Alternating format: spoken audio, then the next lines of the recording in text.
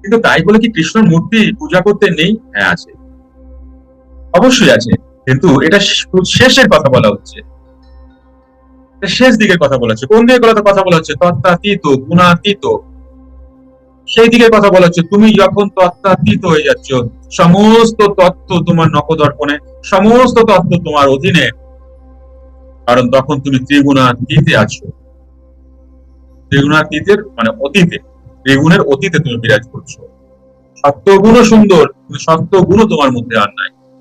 জয় Yogiraj pre meditation class প্রতি সোমবার রাত্রি ৮টার সময় জুম অনলাইনে বাড়ি বসেই করতে পারবেন। ডিটেলস জানতে ওই নাম্বারে যোগাযোগ করুন। Thank you very much. আসুন ক্লাসে দেখুন। সেই অবস্থার কথা বলা হচ্ছে, কিন্তু ভুল বুঝো না। তাহলে কি আমরা কৃষ্ণ পূজা করি, মূর্তি পূজা করি, এটা খারাপ? না, কিছু খারাপ। বহু জন্মানি ব্যাধি। ধীরে ধীরে